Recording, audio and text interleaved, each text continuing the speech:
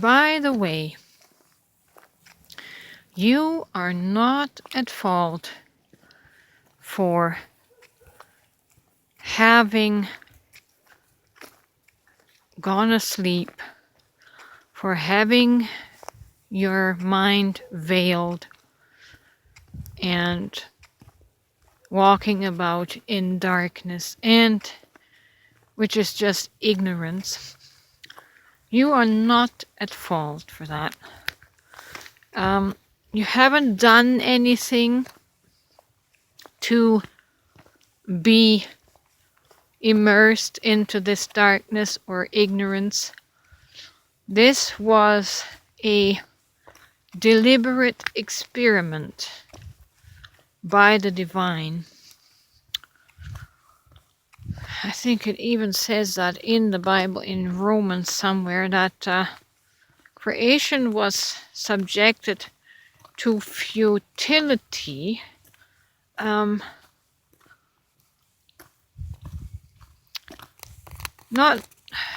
don't want to misquote it now, but it was purposely done to experience this, one could say, defeat and conquering. There is going to be a victory, a collective victory at the end of all of this. And you haven't done anything wrong. We are all part of this collective experience where we chose, where divinity chose to immerse itself into darkness, into limitation, and to experience this magnificent evolution of body, mind, and soul. It was done on purpose. It was nobody's fault.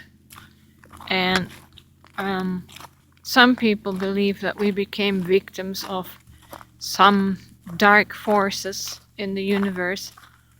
It is your freedom and choice to believe that, to blame someone else for this, but the other side of the coin is that we chose this, and to see it from this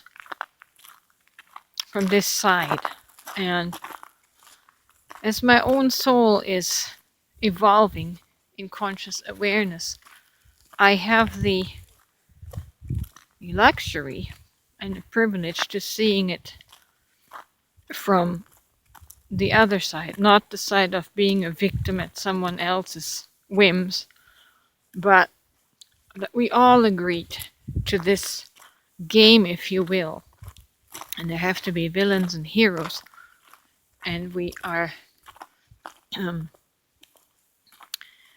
all the wheels within the big cosmic wheel that turns this clock of evolution. And it is fascinating to see, once you have transcended the victim consciousness, and you can see it from the consciousness of choice. And I think the goal is of going from darkness, from heavy, thick density, to the light, and to transcendence, to immortality. The goal is of whether we can invite and embody the consciousness that will literally transform us and our bodies, based on rising consciousness. And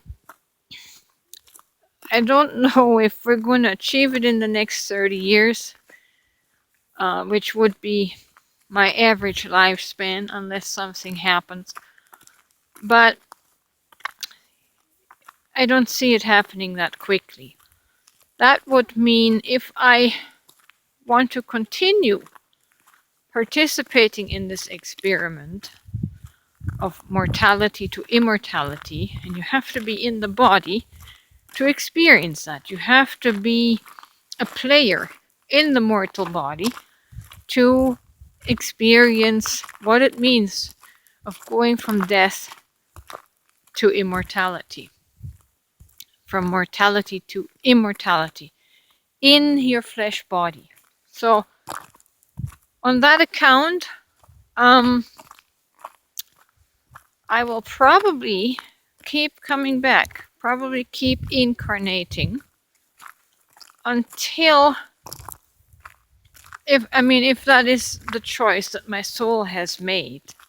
I'm still speaking through the veil of the flesh, of the mortal flesh and mortal mind. But if my soul has chosen that, then I will be coming back again and again until I get to have this experience of translating my carbon body into the crystalline light body, where death is overcome, where mortality is overcome. And I've referred to it before as the Olympic Games. It's sort of like the Olympic Games, where the giants, the titans, are competing for immortality. It is much like that.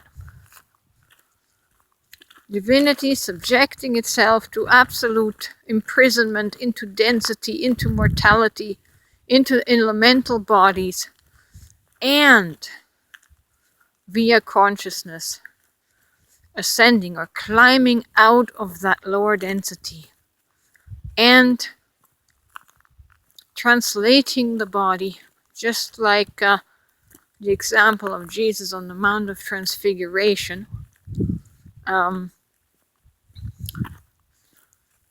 where this literal flesh, this physical flesh, will literally be translated into a higher form. And all of that happens through consciousness. The more consciousness we can hold in our field and in our body. So, could be a few more trips around the sun for that to happen, but that's the great cosmic divine experiment. And you're not the victim of anybody. You haven't done anything wrong. We all agreed to playing this game.